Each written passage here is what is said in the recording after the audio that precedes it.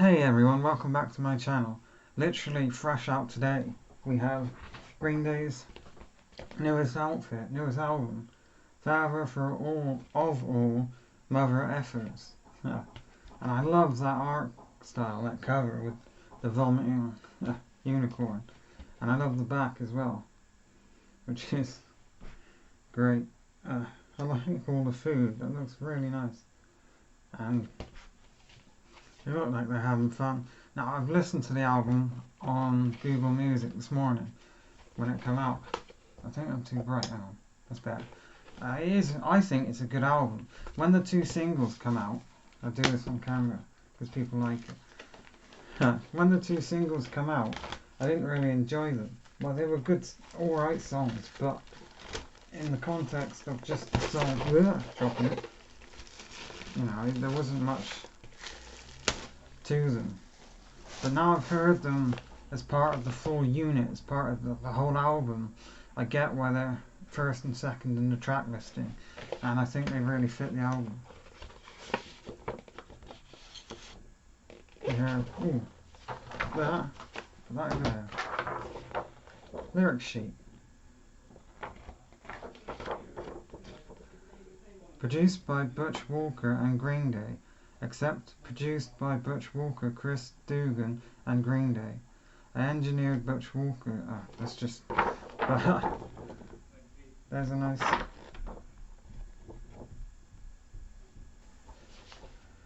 Sorry everyone, I got interrupted, but now the actual record, which has a really nice label to it. And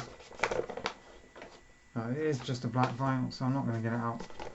But there's the label.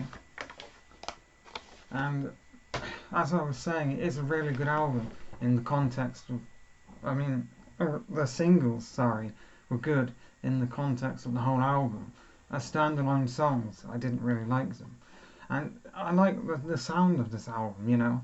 That I have some problems with it, which I'll get into, but they've returned to the sound of, is it called, I think it's called Waiting, or it's a lot like Dookie, Nimrod, and then their fourth album, no, I think it's their fifth album.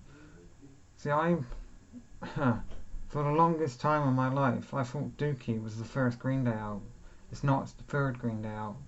And basically they've returned back to this sound, but sonically and the production is a lot more up to date, or it's a lot more modern. But that is where the problems lie for me.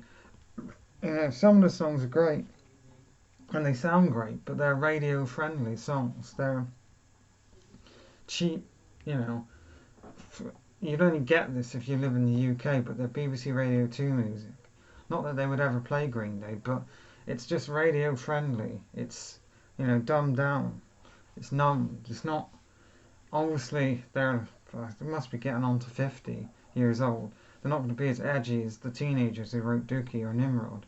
But that edge isn't there. And when the album's only 25 minutes long, with these short punk rocker songs, they kind of need the edge that's not there, if that makes sense. They need something, not the the earlier Green Day songs, they had more oomph, more edge, they were more punk rock than this. This is more, I don't know, pop punk rock, or whatever you want to call it. And I don't see how, you know, they've obviously, for this album, they've abandoned the ballads and the longer songs that we saw on Revolution Radio, which wasn't a bad album by any stretch of the imagination.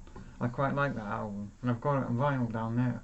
But compared to this one, I think this one's better, because it's more, you know, maybe it doesn't sound like Green Day did back in the day, but this is the sort of stuff they got famous on. You know, the stuff that brought them up in their career. These short punk rocker, it's better in my opinion, and I'm glad that they've returned to this sound. Now, as for the individual songs, there's one, well hang on, I forget the name of it. What's it called? Stab You in the Heart, I think it's called, where they've got sort of 50s rockabilly vibe going, especially with the guitar riff, which sounds like it's taken straight out of Buddy Holly's song or some sort of 50s rockabilly, maybe even an Elvis song. I know it's a guitar riff that I've heard before, but I can't place it. But overall, this is I think it's quite a good album. I know a lot of people probably won't agree with me. I just check for a download code. But I think it is quite good. And, if obviously Green Day are going to continue. And this is the sort of stuff that we want or we need, rather than these over emotional pop ballads. Like, I love their best album for me is American Idiot, because that's the one I grew up on. But I admit that the better music, if you just count the music, Dookie, Nimrod, then the next one after, I forget the name of, are better than American Idiot and the 21st Century Breakdown and the Uno Dos Tres albums that come out, which I've only ever listened to Uno, and then because they released the three albums, and I never got in. That's when I lost interest in Green Day and sort of got into Linkin Park. But anyway, I'm rambling. Really great album. Definitely go pick it up or listen to it on a streaming service. Thanks for watching. If you like these sort of videos where I show off records, please subscribe for more. And I'll see you again in the next one. Take care, everyone.